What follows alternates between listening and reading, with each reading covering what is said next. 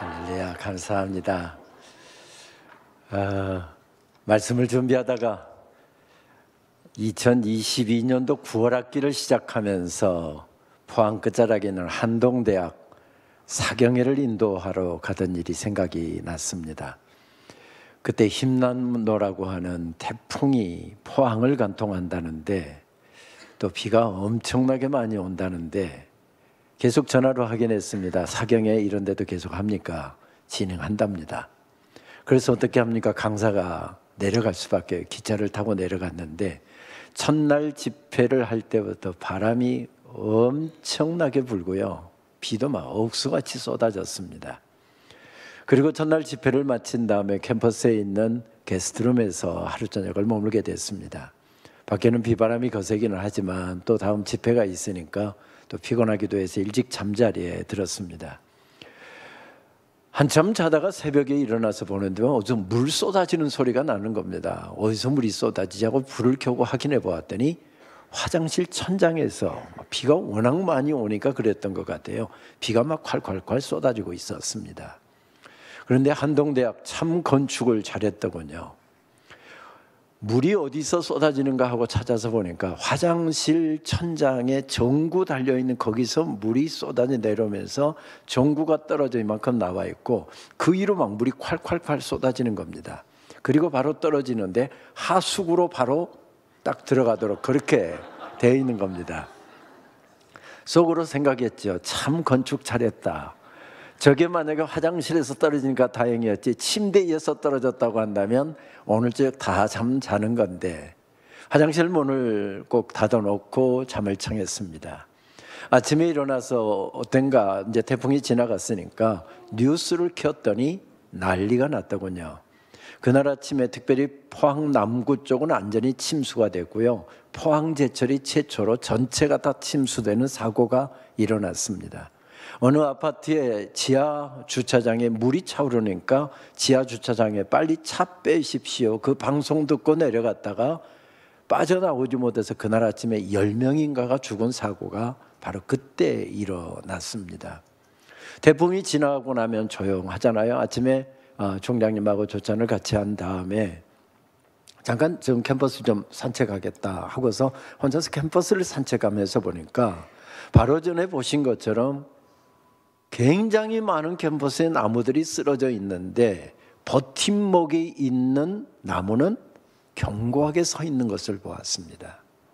버팀목이 있는 나무는 저렇게 어린 나무인데도 쓰러지지 않고 있었고요, 버팀목이 없는 나무들은 쓰러져 있었습니다.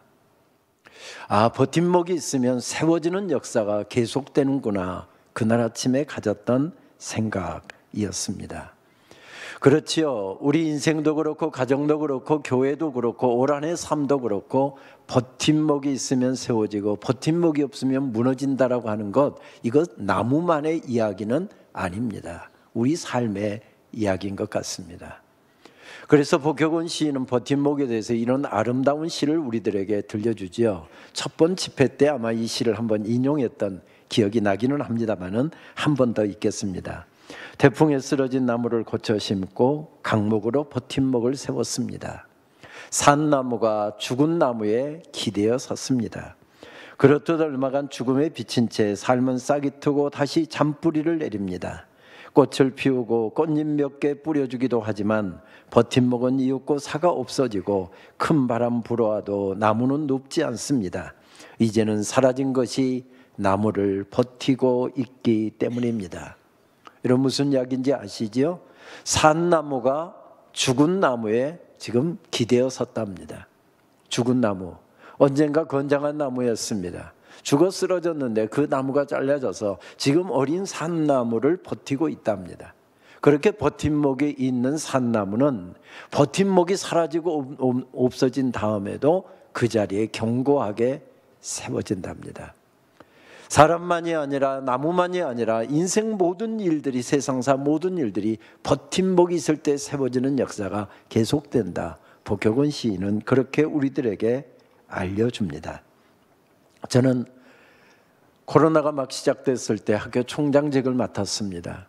학교가 재정적으로도 어렵고 우선 학생들을 함께 모아서 교육을 할 수 없으니 이런 상황에서 어떻게 학교를 운영해 나갈까? 새벽에 절로 기도가 되지 않을 수가 없었습니다.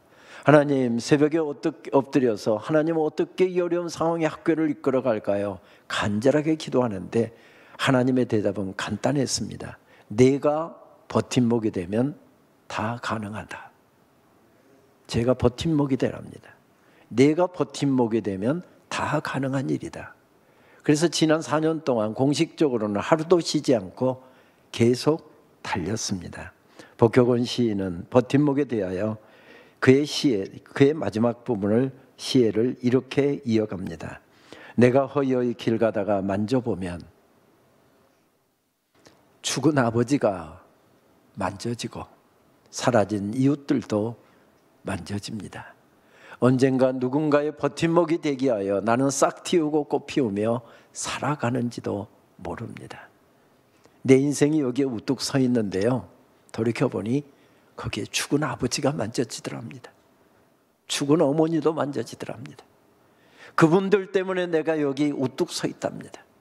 내가 오늘 꽃도 피우고 정말 무성한 가지도 들여내고 그렇게 견고하게 서 있는데 나도 누군가의 버팀목이 되기 위하여 이곳에 서 있답니다. AD 60년경 네로 황제의 박해가 막 시작되기 직전 혹은 시작될 그 즈음에 어린 교인 로마 교회 성도들을 격려하기 위하여 쓰여진 말씀이 오늘 읽은 로마서의 말씀입니다. 아시는 것처럼 로마 교회는 사도들이 가서 복음을 전하여 세워진 교회가 아니었습니다. 박해를 피하여 흩어졌던 그리스도인들, 그 사람들이 로마로 가서 로마에서 자생적으로 생겨진 교회였습니다. 어린 교회였죠. 사역자가 없는 교회였습니다. 그런데 엄청난 박해가 임했거나 박해가 곧 임박할 이런 상황 가운데 서 있습니다. 그들을 격려하기 위해서, 그들의 믿음을 더 굳건하게 하기 위해서 쓰여진 말씀이 로마서의 말씀입니다. 그러면 어린 교인들이 지금 믿음을 붙잡고 말씀 붙잡고 새벽마다 기도하면서 안간힘을 쓰면서 이렇게 버티고 있으니까 하나님의 말씀을 전하려고 하면 여러분 조금만 더 참으십시오. 그러면 반드시 하나님께서 응답해 주실 것입니다. 자녀 문제 올 한 해 벌써 하나님께서 이미 예비해 놓으셨으니 해결될 것입니다. 이런 말씀이 로마서에는 어디에도 한 구절도 없습니다. 조금만 더 참으면 박해가 끝난다든지, 남편은 끌려가서 순교를 당했는데 아들도 지난 주간에 예배드리다가 붙잡혀서 지금 갇혀 있습니다. 언제 처형될지 모르는 상황입니다. 그래서 아들을 위해서 눈물로 기도하고 있는 어머니에게 이 편지가 주어진다고 한다면 네 아들은 절대 죽지 않는다. 3개월 있으면 풀려날 것이다. 한 달 있으면 풀려날 것이다. 이런 말씀이 로마서 어디에도 기록되어 있지 않습니다. 대신에 우리에게 어떤 하늘 사랑이 주어졌고 그 사랑으로 인해서 어떻게 우리가 하나님의 백성이 되었는지, 하나님의 자녀가 되었는지에 대해서 기다랗게 말씀이 펼쳐지고 있습니다. 로마서 5장 말씀입니다. 우리에게 주신 성령으로 말미암아 하나님의 사랑이 우리 마음에 부은 바 되었느니라. 우리가 아직 죄인 되었을 때 그리스도께서 우리를 위하여 죽으심으로 하나님께서 우리에 대한 자기의 사랑을 확증하셨느니라. 하나님의 사랑 이야기를 들려주고 있습니다. 어쩌면 기대감을 가지고서 이 편지를 받아 들고 읽었던 로마 교인들은 어려움의 문제가 어떻게 해결될 수 있을지 간절하게 기대하며 말씀을 읽다가 실망했을지도 모릅니다. 이런 말씀이 기다랗게 펼쳐진 다음에 또 기대를 갖고 말씀을 읽어나가는데, 이런 사랑을 받은 사람, 이런 사랑을 받고 하나님의 자녀가 된 사람들은 이렇게 삶을 살아야 됩니다. 이게 로마서 15장 말씀까지 연결됩니다. 그리고 마지막 부분, 어디가 한 구절이라도 한 말씀이라도 있겠지 하고 마지막 부분을 읽어 내려가는데, 거기에는 처음 들은 사람들, 알지도 못하는 사람들, 발음하기도 어려운 사람들이 인물에 마치 전시장처럼 기다랗게 사람들의 이름이 언급되고 있습니다. 하지만 하나님께서 로마 교회에 주신 말씀은 분명했습니다. 버팀목에 있는 곳에 세워지는 역사는 계속된다. 하나님의 은혜를 받고 하나님의 은혜로 말미암아 하나님의 백성이 된 사람들, 그래서 하나님을 섬기기 위해서 살아가는 하나님의 백성이 된 사람들이 서 있는 그곳에, 굳건하게 서 있는 그곳에 세워지는 역사는 계속될 것이다. 버팀목이 있는 그곳에 아무리 어려워도 교회가 세워지고 가정이 세워지고 하나님의 역사가 세워질 것이다. 버팀목에 대한 이야기를 들려주고 있습니다. 그리고 로마서 16장 말씀으로 넘어가게 되면 로마 교회 인근의 여러 교회들의 버팀목이 되었던 사람들의 이름을 기다랗게 말씀드렸던 것처럼 언급하고 있습니다. 여러분, 로마서 16장에서 아무 의미 없는 말씀을 읽어 내려가다 보면 제가 이름들을 한번 할까요? 오늘 읽은 말씀에는 동역자들인 브리스가와 아굴라, 익숙한 이름입니다. 에베네도 조금 들은 바가 있는 이름인 것 같습니다. 근데 그 다음부터 나오는 이름, 안드로니고, 유니아, 그리고 암블리아, 우르바노, 스다구, 이름들이 발음하기도 어려운 이름들이 계속 진열되듯이 이렇게 언급되고 있습니다. 오늘 읽은 말씀은 그 중에 그나마 우리가 좀 익숙한 이름인 두 사람에 대해서 언급하고 있습니다. 성경은 이렇게 말씀합니다. 너희는 그리스도 예수 안에서 나의 동역자들인 브리스가와 아굴라에게 문안하라. 그들은 내 목숨을 위하여 자기 몸까지 내놓았나니 나뿐 아니라 이방인의 모든 교회도 그들에게 감사하느니라. 브리스가와 아굴라, 이 두 사람은 부부였습니다. 음란한 도시였죠. 돈이 많이 모이고 무역항이어서 많은 세계 재화들이 모이다 보니까 음란하고 타락한 도시 고린도가 만약에 예수 그리스도의 복음을 받아들이기만 한다고 한다면 세계 각지로 복음이 전해질 거다라고 하는 기대감을 가지고서 2차 선교 여행 때 사도 바울이 가장 긴 시간 2년 동안이나 고린도에 머물면서 교회를 세우기 위해서 몸부림칩니다. 사도행전 18장의 기록이지요. 그런데 어디서부터 시작해야 될지 모르겠습니다. 그때 만났던 사람이 브리스가와 아굴라 부부였습니다. 얼마나 도와주었는지요.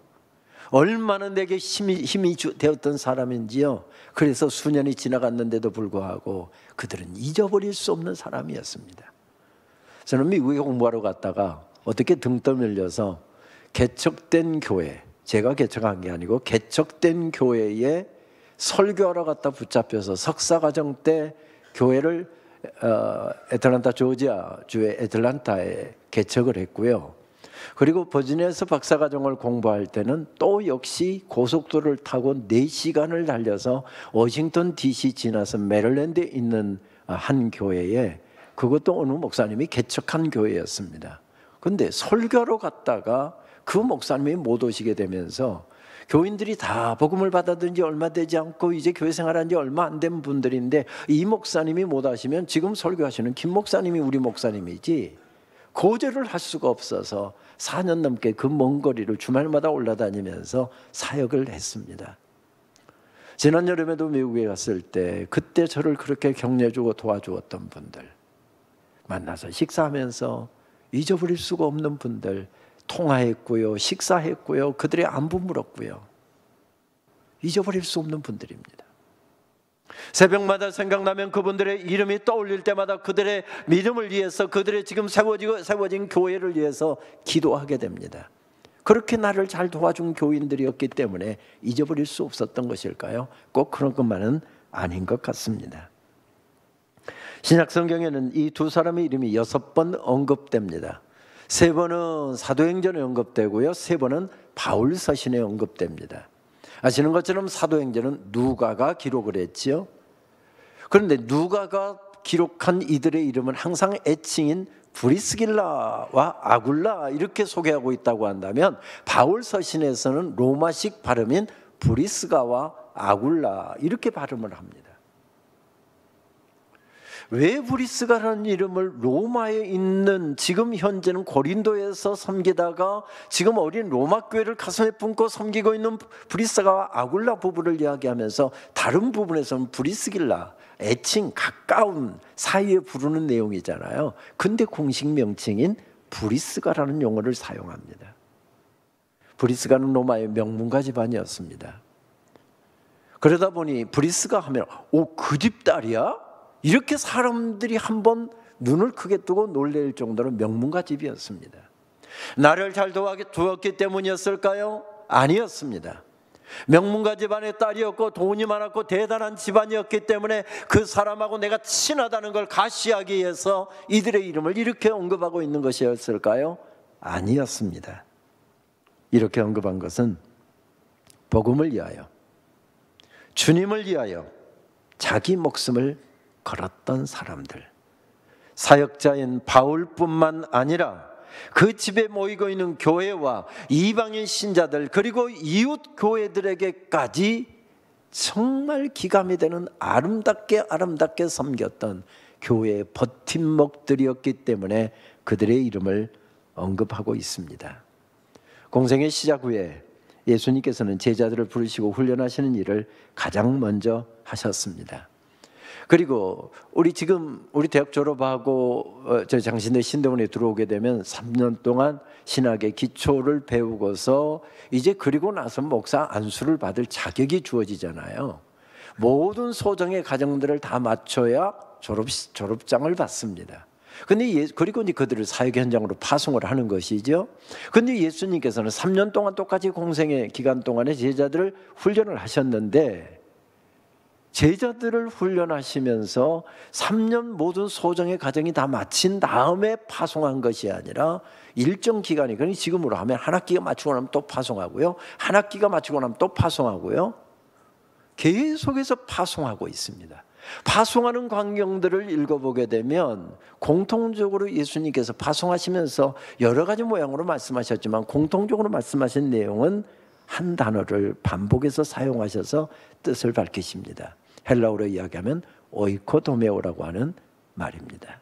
우리 목사님은 잘 아시는 단어인데요, 오이코도메오, 주님의 교회를 세워라, 하나님의 집을 세워라, 무너진 것을 다시 일으켜 세워라, 십자가의 피 묻은 복음 위에 사람들을 세워라, 다음 세대를 세워라. 이 세워라라고 하는 뜻입니다.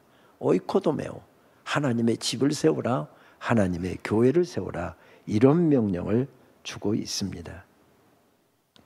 로마 교회뿐만 아니라 당시 에베소 교회도 박해 상황에서 믿음이 점점 식어지고 있었습니다.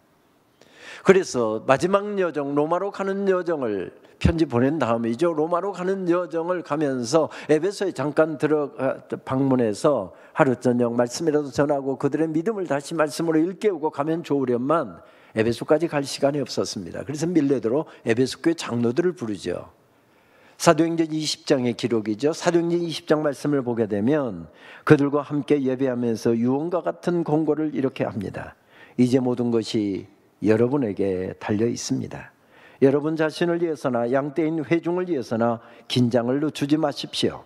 성령께서 이 하나님의 사람들을 여러분에게 맡기셔서 교회를 지키고 보호하게 하셨습니다. 하나님께서 친히 이들을 위해서 죽을 가치가 있다고 여기셨습니다. 내가 떠나자마자 흉악한 일들이 나타나서 이 양들을 맹렬히 공격하리라는 것을 압니다. 여러분의 무리 중에서 나온 자들이 제자들을 유혹하여 예수 대신에 자기들을 따르게 하려고 왜곡된 이야기를 할 것입니다. 그러니 늘 깨어서 경계하십시오. 요약하면 무슨 말씀이죠? 지금 교회가 어렵다. 교회가 어렵다. 너희들이 버팀목이 되어라. 에베소 교회 장로들에게, 에베소 교회 재직들에게 주셨던 말씀은 간단했습니다. 지금 교회가 어렵다. 너희들이 버팀목이 되어라. 지금 비바람이 거세다. 너희들이 버팀목이 되어라. 이것이 주님의 말씀이었습니다. 얼마 전 안양에서 집회를 인도하던 중에 마지막 날 장로님 한 분이 안양의 제일 좋은 식당이라면서 식사를 그곳에 대접해 주셨습니다. 38층 되는, 그래서 안양시내 야경이 쭉 보이는 그 집 부부, 목사님 부부, 저 이렇게 다섯이 앉아서 식사를 하는데 고향 이야기가 나왔습니다. 장로님이 제 고향을 묻길래 제 고향 이야기를 하고, 저도 또 이제 장로님 고향을 여쭙죠. 장로님 고향이 어디세요? 제 고향은 좀 복잡합니다. 그러면서 말씀을 하시는데 태어난 곳은 부산, 자란 곳은 서울, 사는 것은 안양. 간단한데요, 장로님. 그랬더니 아니요. 저희 부친 저희 할아버지대로 올라가면 점점 복잡해집니다. 저희 부친은 평북 정주에서 태어났고 자란 곳은 황해도 해주에서 자라셨고 한국 전쟁 전까지는 개성에서 자랐고 그리고 부산에서 계속 자랐다고 했습니다. 월남 가족이신 모양이시죠? 하고 물었더니 예, 월남 가족입니다. 이북에는 남은 가족들은 없고 다 내려오셨나요? 물었더니 다 내려왔는데 할아버지는 못 내려오셨습니다. 아니 왜요? 하고 물었더니 할아버지가 목사님이셨답니다.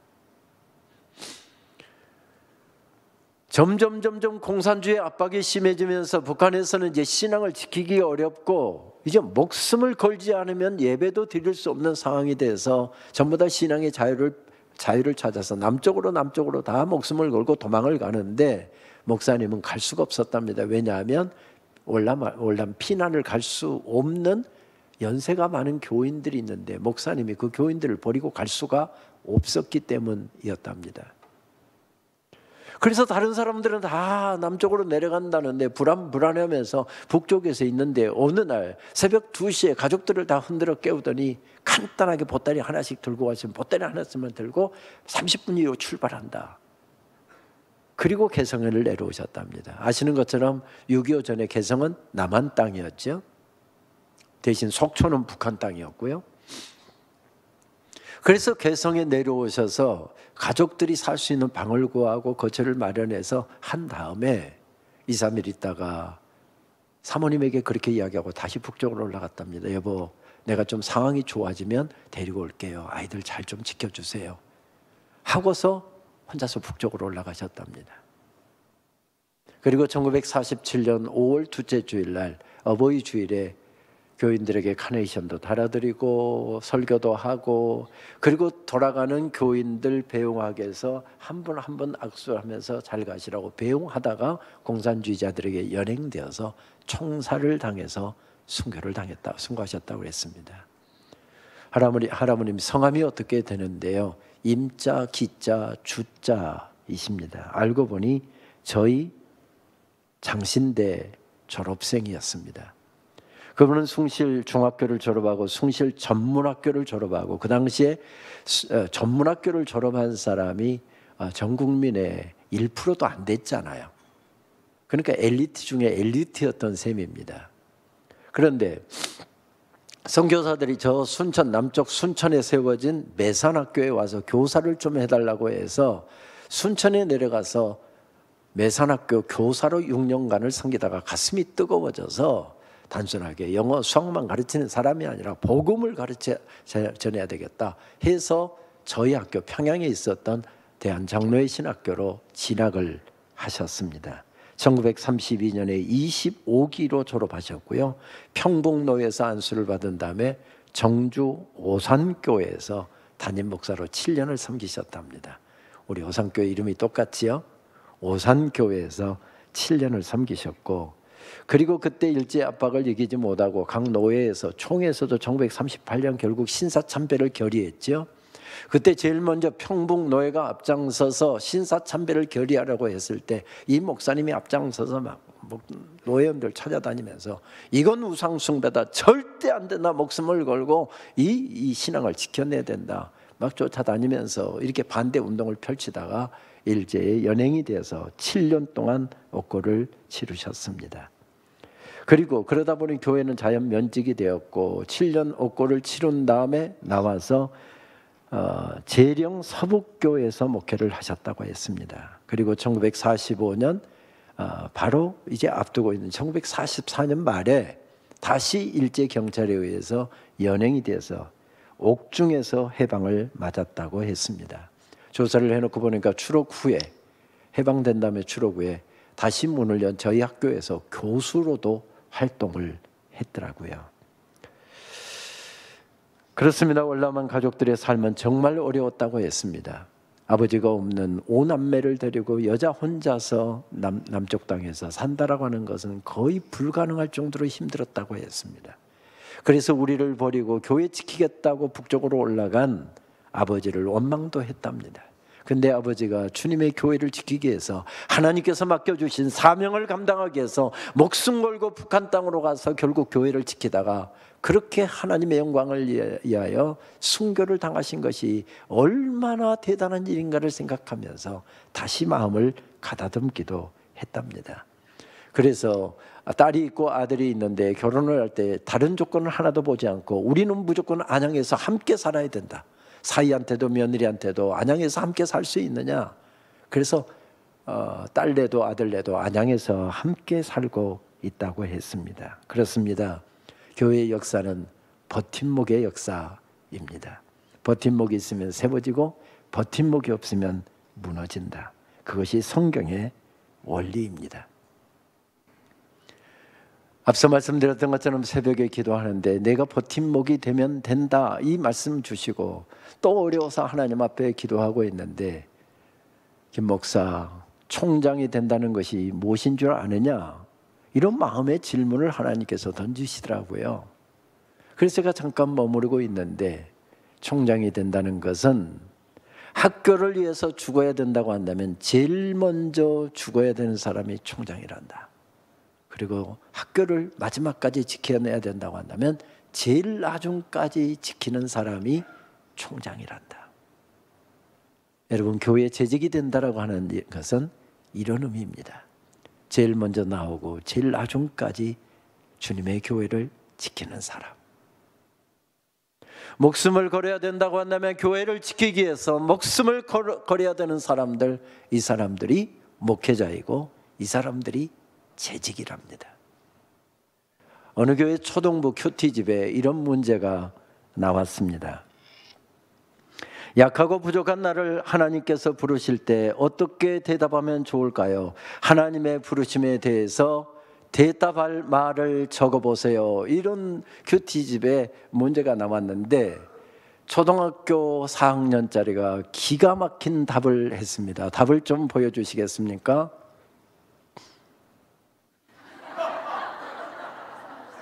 딴 사람 시키세요.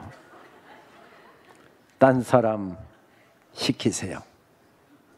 이런 사람이 재직이 되는 이런 사람들이 많이 무리지어 있는 곳에서 교회는 세워지지 않습니다. 죽어야 되면 제가 제일 먼저 죽겠습니다. 제가 마지막까지 지켜야 된다고 한다면 제일 마지막까지 제가 남겠습니다. 이런 사람들이 서 있는 그곳에 교회가 세워지고 사역이 세워진답니다. 그렇습니다. 교회의 역사는 버팀목의 역사입니다. 2003년도 1월달, 2월달 여러분도 들으셨을 것입니다. 미국 켄터키주 에즈베리 대학교에서 일어났던 놀라운 부흥 소식이 들려왔습니다. 저는 그 소식을 들으면서 흥분을 할 수밖에 없었던 것은 박사과정 할 때 미국 교회에서 아메리칸 릴리저스 히스토리를 이 부전공으로 했거든요. 미국의 지금 교회가 저만큼 성장했던 이유는 대각성 운동이라고 하는 1800년도에 일어났던 1차, 2차, 3차 대각성 운동이 있었죠. 잔 웨슬리와 찰스 피니가 주도해서 영국에서 잔 웨슬리가 신대륙에 건너와서 1832년부터 엄청난 부흥들이 3년 동안 이어졌죠. 이것이 1830년대 이야기입니다. 그리고 한 20년여간 동안 쭉 했습니다. 뭐 교회가 그냥 잠자듯이 쭉 소강 상태에 빠져 있다가 1857년부터 뉴욕에서 몇 사람들이 정오에 모여서 기도하기 시작했습니다. 몇 사람들이 기도한 게 뉴욕 전역으로 퍼져나가기 시작하고요. 뉴욕에서 필라델피아로, 필라델피아에서 워싱턴 DC로, 워싱턴 DC에서 버지니아 리치몬드로, 리치몬드에서 신시내티로, 신시내티에서 시카고로, 그리고 에즈베리까지 그 운동들이 퍼져나갔습니다.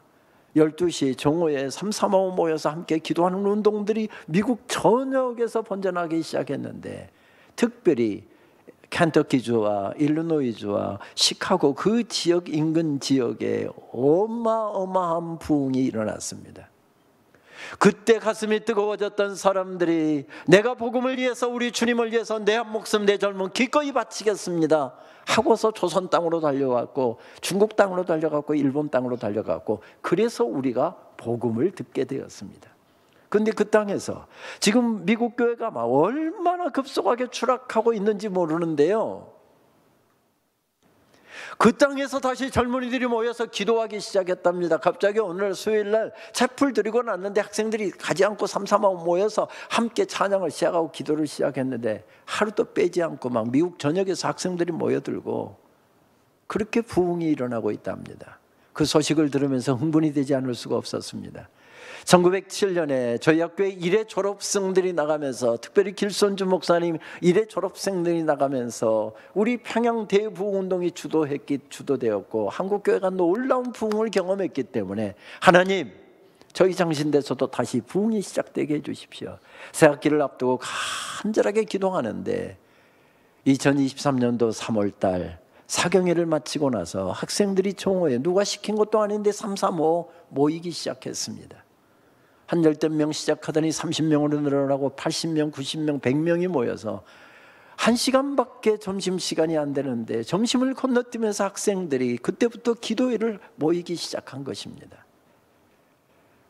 점심시간이 짧기 때문에 기도시간이 너무 제약되니 한 달에 한 번 정도 우리 저녁 기도회를 모이자. 학교가 시킨 것도 아니고 학생들이 저렇게 모여서 3시간 동안 찬양하고 기도하고 말씀 듣고 3시간 동안 막 기도회를 이끌어 가는데, 그래서 교수들이 함께 조인해서 기도하기 시작하고 그 기도운동이 에즈벨에서 일어났던 것은 불과 2달을 하고 멈췄지만 지금 저희 학교에서는 2년째 계속되고 있습니다. 방학 중인데도 불구하고, 휴일인데도 불구하고, 명절에도 학생들은 쉬지 않고 종호 기도회를 이어가고 있습니다. 이런 보고를 드리는 것은 우리 오산교회가 귀한 후원도 해주시고 또 학교를 위해서 기도해 주시고 이래서 이런 부흥들이 일어나고 있는 것 같아서 얼마나 감사한지 모릅니다. 기도후원 동역교회 교인들이 새벽에 일주일에 한 번 정도는 서로 MOU를 맺고 약속을 했기 때문에 장신들을 위해서 60여 교회가 장신들을 위해서 새벽마다 기도하고요. 저희 장신대가 그 교회를 위해서 채플해서 기도하는 운동, 이것들이 계속되고 있는데 하나님께서 그런 버팀목들이 있어서 허락하신 놀라운 은혜인 것 같습니다. 오늘의 신학교와 신학생은 10년 후에 한국교회의 미래이기 때문에 여러분 계속해서 기도해 주시면 감사하겠습니다. 코로나 상황에서 성탄절이 되었지만 모일 수가 없어서 목회자들 속이 새까맣게 타들어가던 때가 있었지요. 믿음에 열심히 했던 우리 오산교회는 코로나 상황에서도 마스크 다 끼고 그때 200명인가 들어올 수 있는데 바로 이 자리에서 200여 명 모여서 저도 마스크 끼고 설교할 때만 마스크 벗고 설교했던 기억이 납니다. 교수님, 총장님, 어떻게 성탄절을 지내야 될까요? 세례식을 벌써 지금 2년째 못했는데 세례식을 어떻게 할까요? 성찬은 어떻게 할까요? 그러면 제자들에게 이렇게 하면 되지 않느냐 뭐 이야기를 해주고, 그 성탄절을 앞두고 모일 수 없으니까 속이 새까맣게 다 들어가는 제자 목사님들을 격려하기 위해서 쓴 글이 있는데, 페이스북에 올렸던 글인데 말씀을 준비하다가 우연히 그 글을 보게 되었습니다. 조금 긴 것 같지만 그 글을 한번 읽도록 하겠습니다. 어둠이 한기처럼 스며들고 뱃속에서 붕어 새끼 2마리 요동을 칠 때 학교 앞 버스 정류장을 지나는데 먼저 와 기다리던 선재가 내가 맨 책가방 지퍼가 열렸다며 닫아 주었다. 아무도 없는 집 썰렁한 내 방까지 붕어빵 냄새가 따라왔다. 학교에서 받은 우유 꺼내려 가방을 여는데 아직 온기가 식지 않은 종이봉투에 붕어가 5마리. 내 16 세상에 가장 따뜻했던 저녁. 여기까지는 복효곤 시인의 시입니다. 오랜 과거의 기억을 끄집어내고 눈물샘을 자극하는데 복효곤 시인은 선수입니다. 이런 시를 쓰고 제목을 세상에서 가장 따뜻했던 저녁이라고 붙입니다. 학교 수업 마치고 터벅터벅 집으로 향하는데 붕어 새끼 2마리가 요동치더랍니다. 그 가난하고 배고팠던 시절을 어쩜 이렇게도 실감나게 풀어놓았을까요? 시인이 예상하는 16 무렵 저도 부모 떠나 도시에서 자취하며 고등학교 생활을 시작했습니다. 한 달에 한 번 정도 고향에 내려가 가져온 김장김치가 주 반찬이었습니다. 반찬으로 먹고 찌개 끓여 먹고 거기에다가 속 없는 친구들, 교회 후배들 자취방에 찾아와 라면 후 불며 맛있다 휘젓고 가면 생명 같은 김치는 다 떨어집니다. 시험 기간 고향집 다녀올 시간이 없으면 아침엔 간장에 밥 비벼 먹고 점심은 맨밥 도시락 들고 가서 친구들 눈치 받으면서 반찬 한 입씩 얻어 점심 때우고 저녁에 남은 김치 국물에 밥 비벼 먹고 그렇게 살았더랬습니다. 어느 날 학교에서 하늘이 핑 돌더니 눈 떠보니 병원 영양실조라고 했습니다. 소식 듣고도 직접 달려오지 못하신 어머니가 누이 손에 바리바리 싸 보내주신 음식, 눈물 섞어 먹었던 그런 기억이 있어 붕어 새끼 2마리 요동친다는 시어가 이리도 가슴 뭉클해지는 이유입니다. 학교 끝난 후 쓸쓸히 집으로 향하는데 어둠은 한기와 함께 밀려오고 교문에서 기다리던 친구, 배고픈 친구 자존심 지켜주려고 가방이 열렸다며 몰래 붕어빵 몇 개 슬쩍 넣어 주었답니다.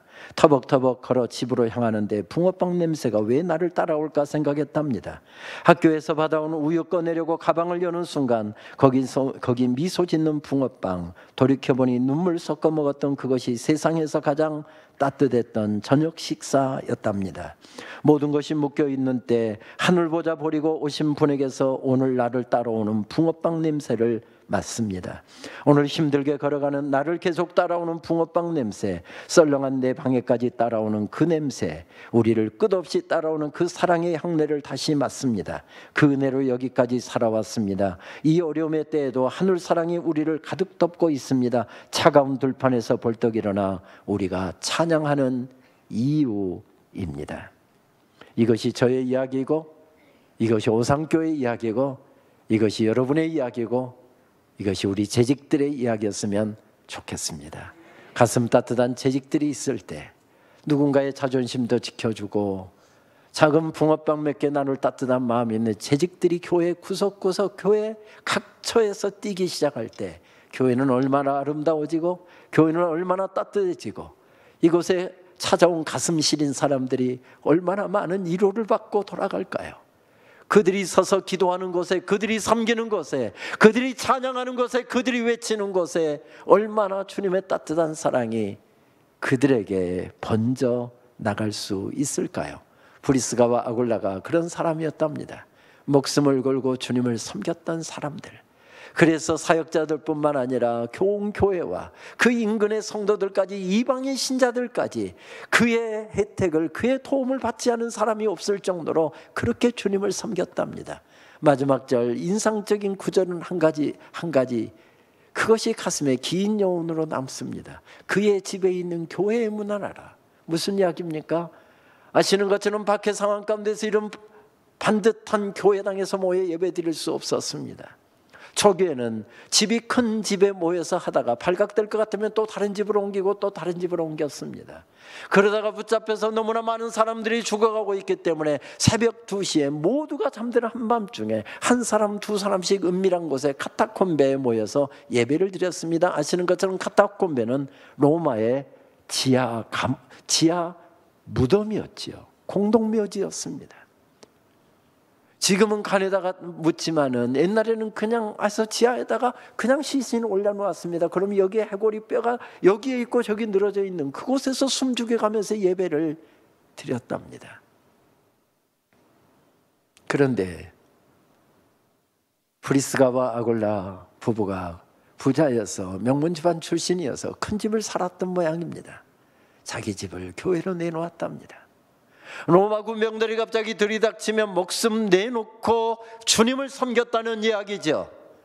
로마 군병들이 들이닥쳤습니다. 장로님들, 안수 집사님들 어떻게 해야죠? 빨리 가서 육탄전으로 저들을 막아야죠. 그때 우리 어린아이들, 여자 집사님들, 권사님들 이 뒷문으로 빠져나가는 동안 육탄전을 벌여서 막고 있어야죠. 그렇게 해서 붙잡혀가면 굶주린 사자밥이 되어서 죽는 것입니다. 그런데도 우리 아이들을 살리기 위해서 장로님들이, 안수 집사님들이 그렇게 1차 붙잡혀갔습니다. 그 집이 교회로 사용했다는 이야기는 브리스가와 아굴라 부부뿐만 아니라 그 자녀들의 목숨도 담보로 했다는 이야기죠. 온 가족의 목숨을 걸고 주님의 교회를 섬겼고 예배를 드렸고 하나님의 사역을 감당했던 사람, 그 사람들이 서 있을 때 그 어려운 상황 가운데서도 교회가 세워졌답니다. 작년 11월 중순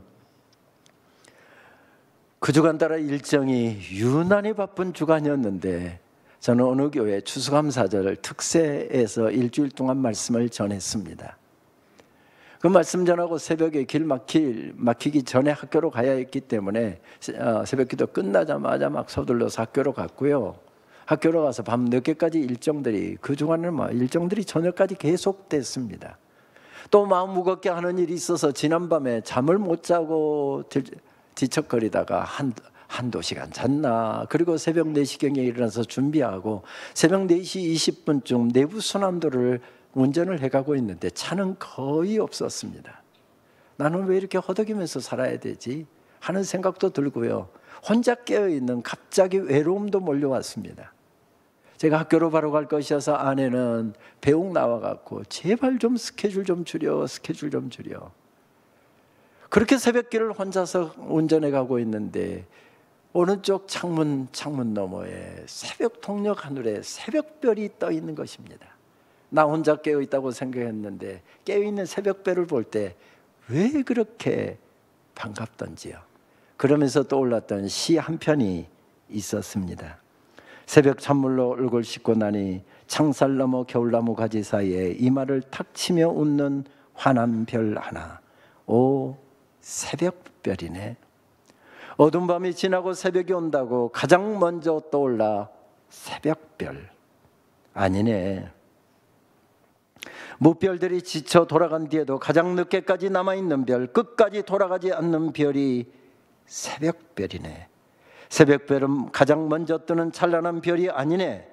가장 나중까지 어둠 속에 남아있는 바보 같은 별, 그래서 진정으로 앞서가는 희망의 별이라네.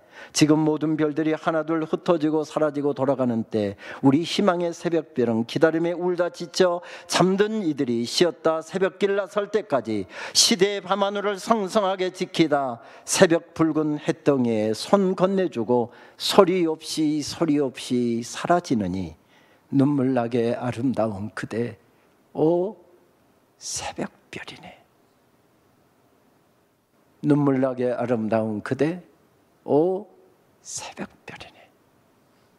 가장 먼저 나와 가장 늦게까지 자리를 지키고 누군가 가슴 시린 사람들, 누군가 정말로 외로운 사람들을 세우기 위하여 서성거리는 그 새벽별을 향하여서 눈물 나게 아름다운 그대랍니다. 새벽별은 가장 먼저 떠올라 어둠을 밝혀주는 별이랍니다. 아니, 무별들이 다 돌아간 다음에도 가장 늦게까지 그 자리를 지키는 별이 새벽별이랍니다. 그래서 바보 같은 별이랍니다.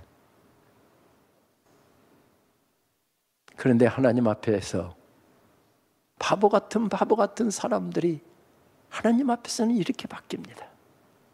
눈물 나게 아름다운 그대, 오 새벽별이네. 여러분들의 인생에도 끝까지 지켜주셨던 분, 끝까지 격려해 주셨던 분, 끝까지 나를 믿어주고 기도해 주셨던 분, 새벽별과 같은 분들이 계시지요. 저에게도 제일 먼저 떠오른 새벽별은 저희 어머니였습니다. 장정이 10분이면 걸어 올라갈 수 있는 교회당을 어머니는 노년에 관절염이 도지셔서 다리가 아프니까 가다가 쉬고 하시느라고 거의 1시간 넘게 걸렸지만 새벽 제단을 한 번도 거르지 않으셨습니다. 제가 고향에 가면 차로 어머니 모시고 새벽 제단 싸우러 가면서, 제가 신학교 교수잖아요. 어머니에게 아주 명쾌한 신학적인 명제를 말씀드렸습니다. 어머니, 하나님은 집에도 계세요. 집에서 기도하세요. 여러분, 하나님 집에는 안 계십니까? 집에도 계시잖아요. 여러분, 명확한 신학적인 명제입니다. 그런데 신학교 교수라는 아들이 명확하게 제시한 이 신학적인 명제를 어머니는 딱 한마디로 다 무산시켜버리더군요. 우리 아들이 목사인데. 한참 아무 말씀이 없습니다. 그리고 한참 있다가 또 이렇게 말씀하십니다. 목사는 기도해 주는 사람이 많아야 된다는데. 또 한참 있다가 애미가 기도 안 하는데 누가 우리 아들 위해서 기도해 주겠어? 제 신학적인 명제가 단순간에 와르르 무너지고요. 어머니가 이겼습니다. 그 어머니의 기도 먹고 제가 여기 서 있습니다. 그래서 잘 먹고 잘 살았다고 한다면 행복한 인생일까요? 제 아이들에게 제가 새벽별이 되어야죠. 제가 아이들의 버팀목이 되어야죠. 그래야 잘 산 사람인 거죠. 우리를 하나님께서 충성되이 여기셔서 천에 하나 만에 하나 구별하고 성별하셔서 주님의 피로 값주고 사신 교회에 재직으로 세워주셨답니다. 다짐하시고 예배하는 우리 오상교회 재직 한 분 한 분들이 주님 앞에 서는 그날 눈물 나게 아름다운 그대 새벽별이네. 새벽별이네. 그 음성 들을 수 있다고 한다면 우리는 지금 잘 살고 있는 것일 것입니다. 지금까지도 그러셨지만 올 한 해도 잘 우리 함께 달려가십시다. 기도하겠습니다. 하나님 감사합니다. 세상에 잘난 사람, 똑똑한 사람, 집안 좋고 머리 좋고 인물 잘생기고 매너 좋고 그리고 믿음 좋은 사람 참 많이 있지만 그 사람들 대신에 우리들을 세우셔서 주님의 몸된 교회를 섬기게 해 주셔서 감사합니다.